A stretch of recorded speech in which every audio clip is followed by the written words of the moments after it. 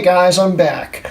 I know it's been a little while, but hey, I'm officially back now. And before we begin this really special video, I thought I'd thank you guys for 1,000 subs. I'm so excited for this you would not believe. But I'm also excited for the other thing that had happened to me just a little while back.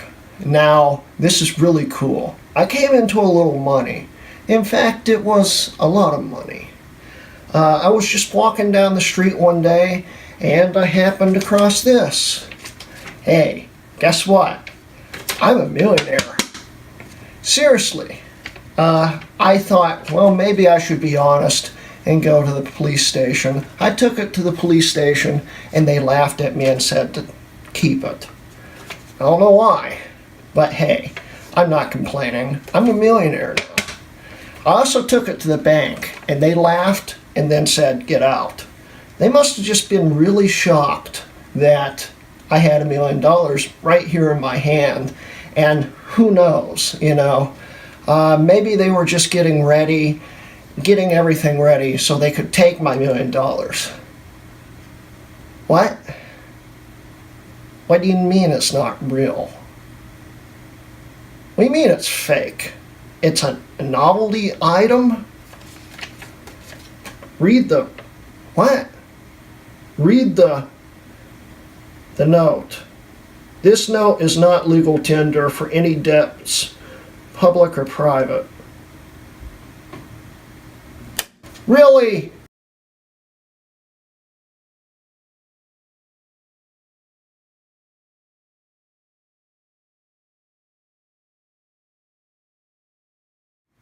Anyway, like I said, I'm back again. Officially, the reason why I was away, I just needed a quick little break. Plus, I got my old camera fixed again. So I'm back in 60 frames per second. Hi. Look at this. How quick it is. Anyway, let's get to today's topic. Anyway, so let's get the transition ready. Okay, guys, transition. Anytime now.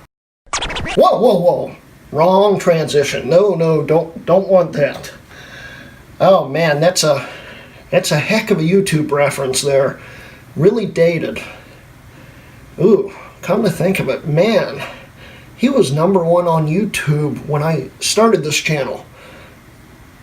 Wow. Anyway, guys, let's get the intro going.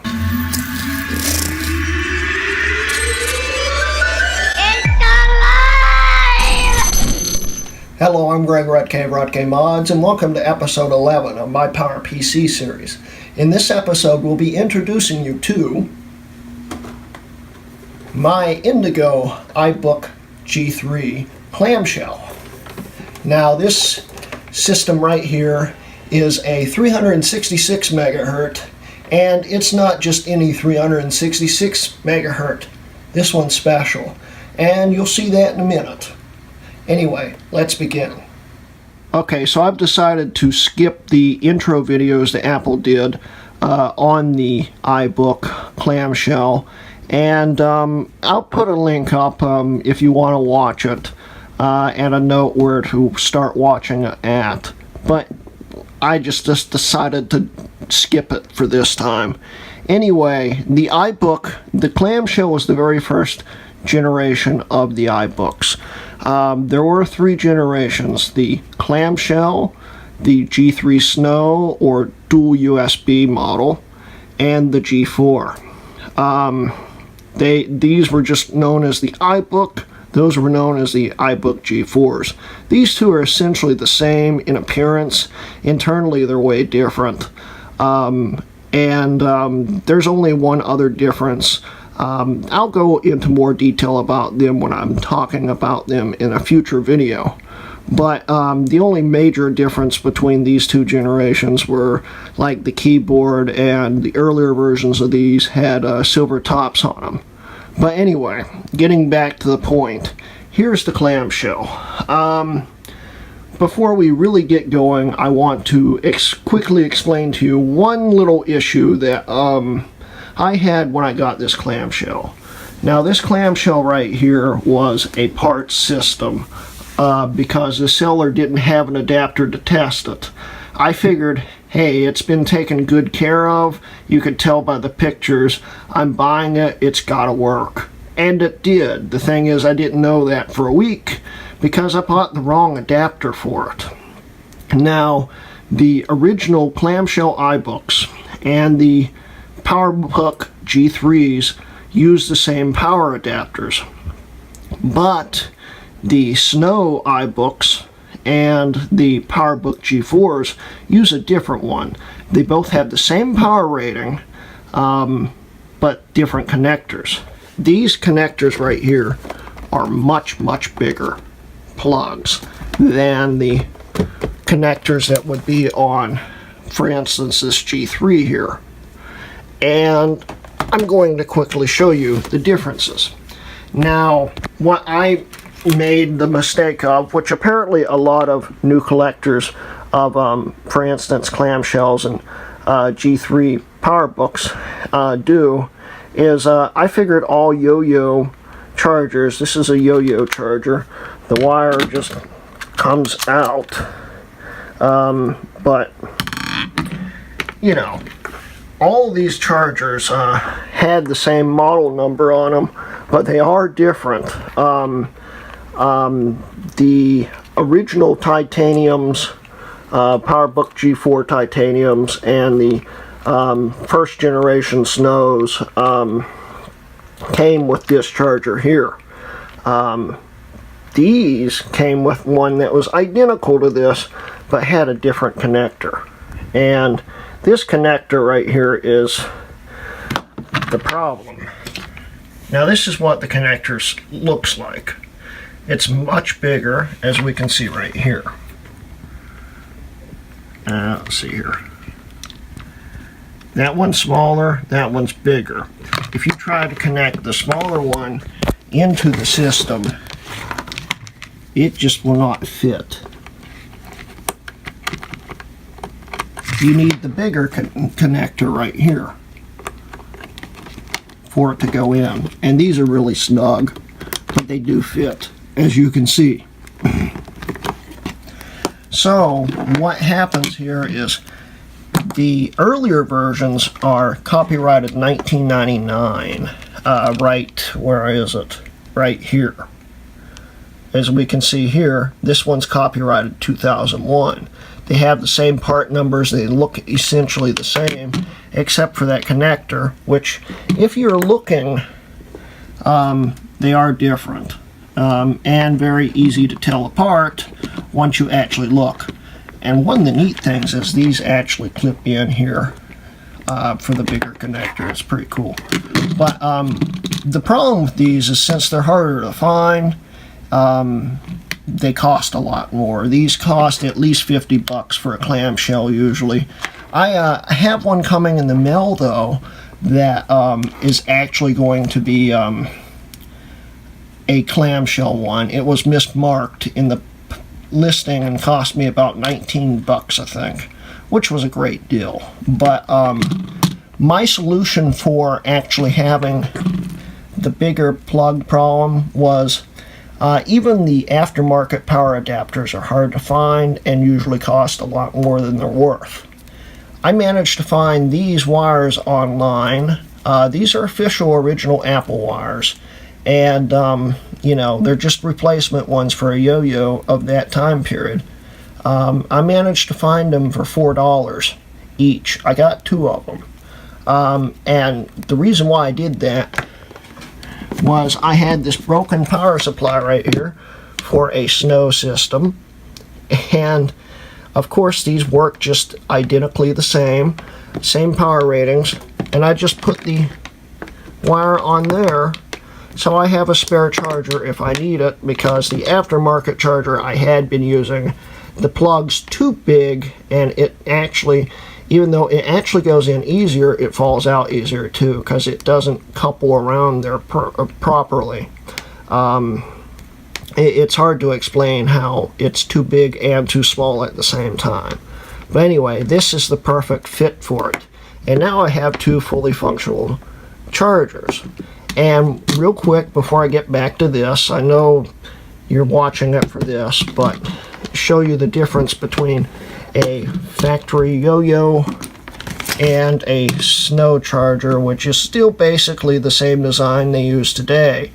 And the other thing about these chargers is the snow chargers had a power light on the connector itself right here to tell you if it's charging or what function it's doing. The earlier versions, of course, didn't have one, and you couldn't tell if they were charging. But on clamshells, and I think G3 PowerBooks, I'm not totally sure on that, the ring's actually in the case right here. So when you plug it in, let me plug it in here, you can actually see it charging. And right now I don't have a battery in the iBook, but that's what it looks like. And when you unplug it, you can see it turns off. Okay, so that's a really neat feature, and it's useful. So anyway, back to this. Now these systems, the first generations, this is a second generation, and there was technically a third generation. It was just a revision of the second generation though. And there was actually a revision of the first generation too. I'm not going into super detail about the differences between the two generations, except of course this was a 366, and the second generation, revision of the second generation was a 466 megahertz, and the first generation had a 300 megahertz, which was the original, and then they had a graphite model, which was a 366. It was like a weird transition model between the first and second generation. Anyway, these cases are actually pretty darn durable. All these colored pieces here are actually rubberized. The only part that is not rubberized is colored is the handle on the back, which you can lift up like that. I wish Apple still did this, or any company did this, because it's actually really easy to carry this thing. That's just a piece of plastic, and the logo is just a piece of plastic. And if you notice, I'm missing the leaf on the apple. I'm lucky. I actually have at least half the apple here. These usually fall out. I'm looking for a leaf currently, but it still looks pretty cool, and I'll show you why it looks so cool later. But if we open this up, right now the front end's kind of light because the battery, I'll grab it right here. I'm going to be replacing the cells in because this thing's totally dead. And I'll probably be doing a video on that. But, you know, that's the original battery.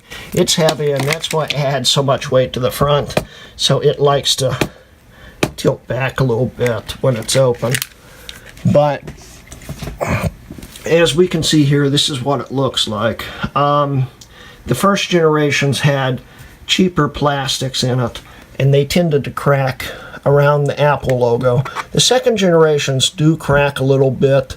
This, I think, has one crack right here, which you can't really see. But, you know, this generation, much more durable plastic here. It won't crack as badly anyway. And there's a few other things that, you know, make these different. But the biggest two differences between the first and second generation, well, three differences, is first off, these have, I think it's an 8 megabyte video memory in it, and the first generation had a 2 megabyte video memory. And on the side, the first generation didn't have a FireWire port, and the audio jack right here on the second generation doubles as a video out, where the first generation didn't have video out. That was the major differences here. We have a dial-up modem here, an Ethernet jack. It's a, I think it's a 10100. One USB 1 port, the FireWire 400 port, and the audio slash video plug here. But like I said, that's the main difference there. And then the last problem the first generation had is it has the weird transition between old world ROM and new world ROM, like the Power Mac G3 Blue and White had, where there's no boot menus, which would make it a little more of a pain to boot up in. But other than that, they're more or less the same otherwise. Internally, and all the parts are basically interchangeable. So yeah, if you remove these two screws, this cover comes off and you can access the battery. See if I can do it with one hand, just so you can see what it looks like. There we go. And so that's what that looks like. And anyway, so let's plug it in and we'll boot it up and we'll start looking on what it is on the inside. So anyway, let's go. And here's my clamshell. The iBooks were the very first Mac notebook available from Apple that were for consumer-based market, the casual user, and they were a basically entry-level Mac that were very affordable. Before then, Apple made, of course, PowerBooks, which were more for the professional market. And at that time, they had, I believe, introduced the Pismo. Actually, no, I think, yeah, the Pismo came out in 2000. So when this model was introduced, the Pismo was introduced. But before then was the Lombard, which looks similar to the Pismo. Anyway, getting back to the point, these were the very first computers on the market to have Wi-Fi built in. This has an Airport B card in it. So it's got that Wi-Fi card from Apple that they used from 1999 to like mid-2004 in the MDDs. But anyway, getting back to where we were, this has that airport card in it, and it works great. Anyway, so this is the iBook. If we look at it, it's just a basic old laptop. It's got that removable keyboard where you can change out the RAM and the airport card, but we're going to start covering what makes this system unique over a regular, normal clamshell. This system I upgraded with a 60 gigabyte 7200 RPM drive. Originally this came with a 40 gigabyte 4200 RPM, no, actually 10 gigabyte 4200 RPM drive. And because of that, it was extremely slow, painfully slow. This has the maxed out RAM. It's got 64 gigabytes onboard RAM plus a 512 megabyte module in it, bringing up the grand total to 576 megabytes worth of RAM, which would make this system a heck of a lot faster than you'd think. But because of that hard drive in it, it slows it down to a slow crawl. With the 7200 RPM drive in it, it's pretty snappy. And if I put an SSD in it, it would be even quicker. But of course it's got a slow IDE bus in it, and I just don't really see the point in doing it right now. But it's got a 60 gigabyte 7200 in it, and to replace the hard drive, you literally have to take the whole system apart, piece by piece, until you get to the bottom case. Essentially, you take every screw out of it from here back, and every single part. It's a pain to replace the hard drive. But once you get it replaced, you know, it's worth it. It's definitely worth replacing that slow drive. And this drive's a lot quieter than that old drive that was in it. Now, this system came with one mono speaker, and that's basically it. All clamshells came with a 800 by 600 resolution LCD. Now this is what 800 by 600 looks like. It's big, it's blocky, and very blurry. It's quite painful to use on modern day tasks. We'll open up Tin 4 Fox here, and as we can see, everything's just ugh. We'll load up Facebook. I have this in the Classilla user agent, so we'll load up my page, and this is all in real time, by the way.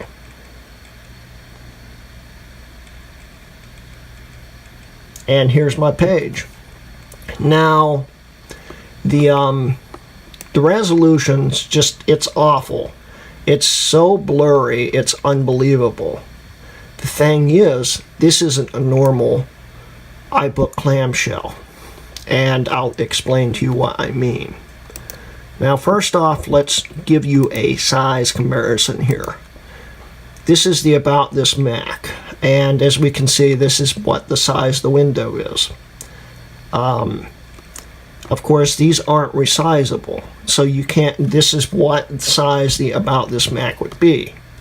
So we'll close this out, and I'll explain to you what's different with this system. This system has an iBook Snow screen in it. All iBook Snow screens had XGA screens in them, which were, I'm trying to think the resolution size. Let's see. 1024 by 768. Right now I have this on the original resolution that the original monitor would have been in, but this has the 1024 by 768 Snow screen in it, the XGA screen, and you're going to be amazed by the differences when I switch this over. Okay, here's the About This Mac screen. We'll switch the resolution, and look how much difference that is. Everything's extremely sharp, and it's very usable now. We'll open Tin 4 Fox back up.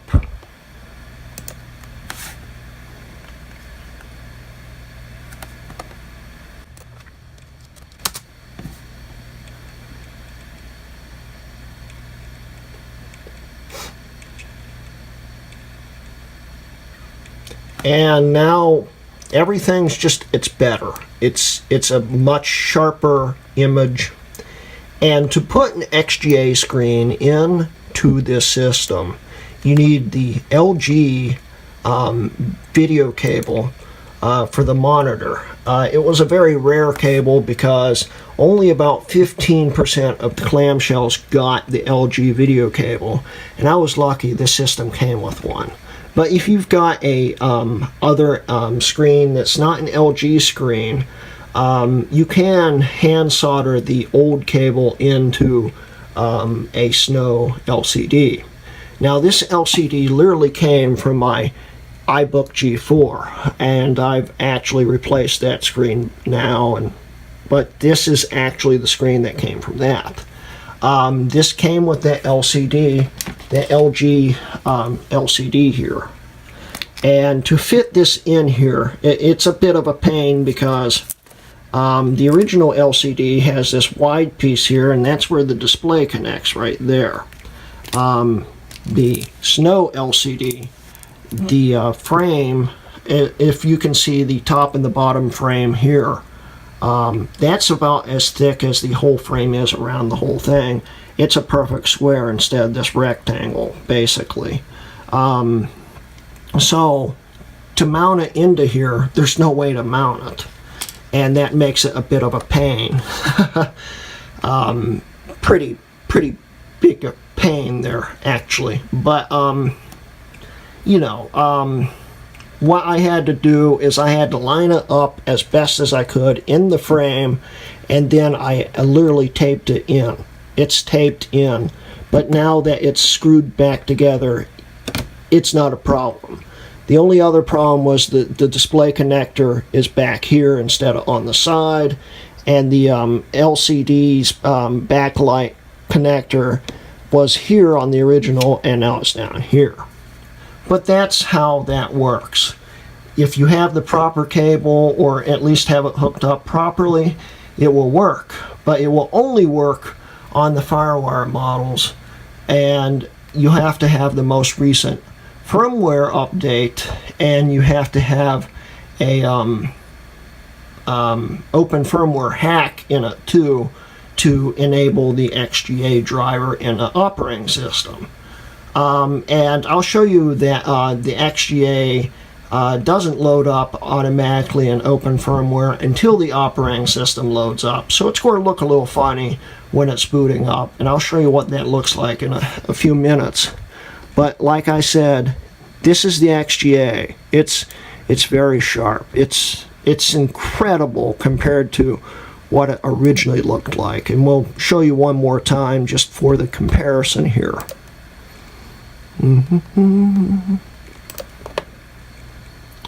Very big, very blurry compared to that.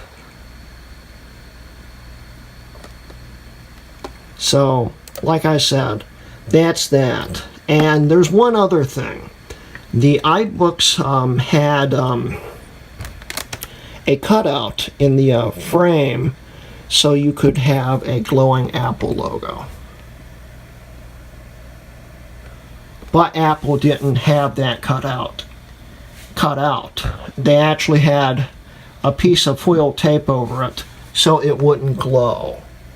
And that's one of the reasons why I haven't replaced the leaf, because it looks pretty darn cool the way it is. But I just removed that foil tape, and there we've got a glowing Apple logo. So anyway, let's get into some more things. This system's running Tiger, and it's also running 9.2.2. So I'm going to show you how this boots up.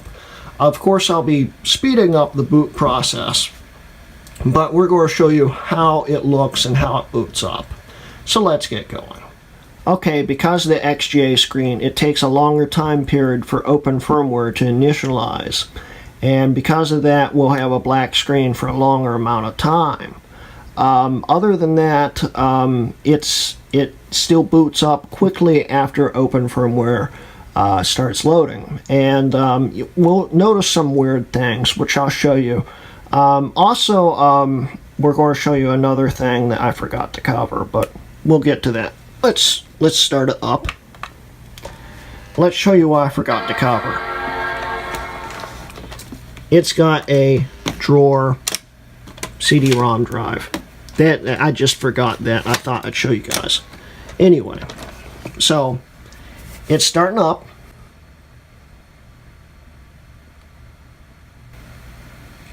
Okay. This is what the original resolution is here.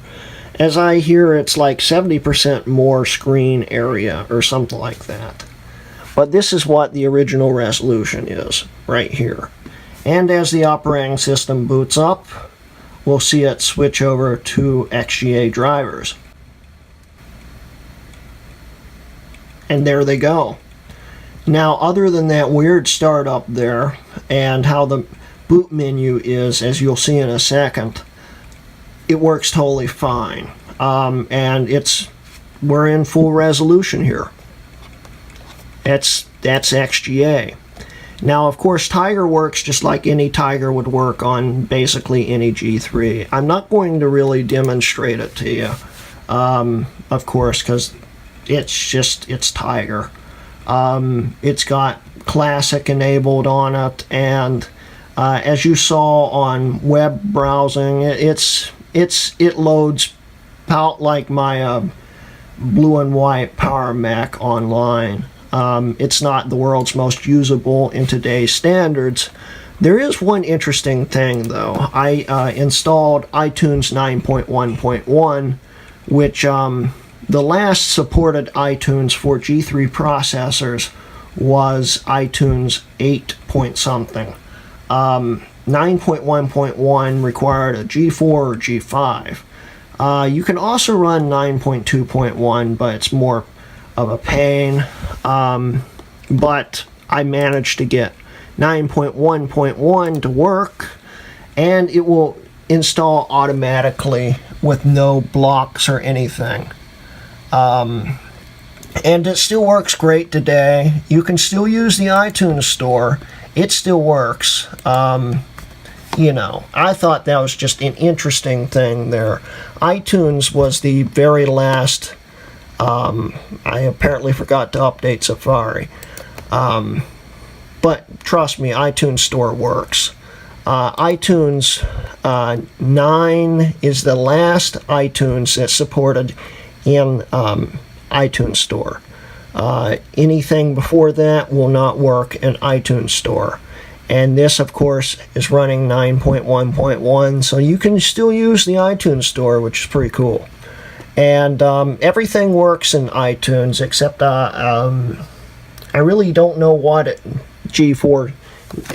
needs to have a G4 requirement, but it works. Anyway, so let's restart the system again, and I'll hop it into the boot menu, and I'll show you another little weird quirk about the setup here. So anyway, let's go.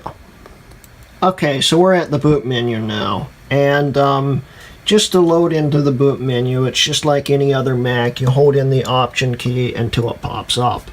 Of course, this was basically the first Apple notebook to have that feature. Now, if we notice here, the resolution, the screen actually copies itself down on the bottom, and that's just because of how the scan lines work and how it's connected to the system before the drivers kick in. So anyway, we're going to boot into 9.2.2. Open firmware is actually pretty darn quick on G3s. I don't know why they slowed down on G4s until the last few revisions, but go figure. Anyway, everything's ready. We'll click on that and hit the arrow. And when 9.2.2 starts loading up, everything will kick over. And there's the XGA drivers. Now, I believe I have this set. I guess I don't. I want to show you real quick. Oh, here we go.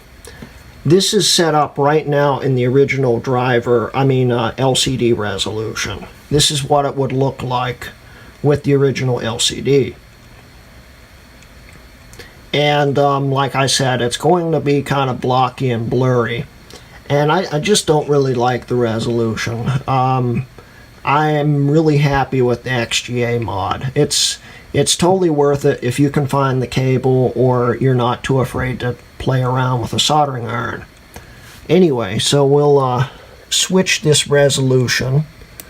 And of course, this will automatically load that resolution, whatever resolution you set it on when it boots up. I just wanted to show you what it looks like on a regular clamshell. So we'll switch this over. And it takes a second, but here we go. We're now at the full resolution and everything's nice and sharp again. And that's OS 9 essentially. We have this hooked up to my airport. Actually, I don't know if I changed the password on this. I think I did. I changed my airport password recently. Anyway, we'll open up Classilla just to show you that the web browser works. And this is all real time here. We'll open up Google.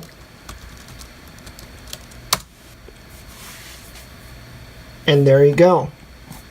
The internet works. And that's essentially OS 9. Open up the system profiler. This is all the specs. That's essentially it. It's really quick with this hard drive and a lot more quiet. G3s, these clamshells don't have fans in them, so they're extremely quiet. They get a little warm, but they're pretty comfortable to use, even on your lap. And this is great to play some retro games on it that aren't too graphics intensive. And it's also very good to use for OS 9 applications. It's a very good OS 9 machine. In fact, it works probably 10 times better in OS 9 than OS X, but OS X is still very, very quick, and you know, it's pretty darn cool. But that's essentially it. This has been my clamshell, my Indigo clamshell. It's an amazing system. And anyway, so that's the end of the video, and thank you for watching. Guys, stick around. There's a lot more videos coming up soon, and I'm planning something very awesome about the 1,000 subscribers. So once again, thank you for 1,000 subs. I'm looking forward to even more, and you know, thank you for watching. This has been a Rutgay Mods video.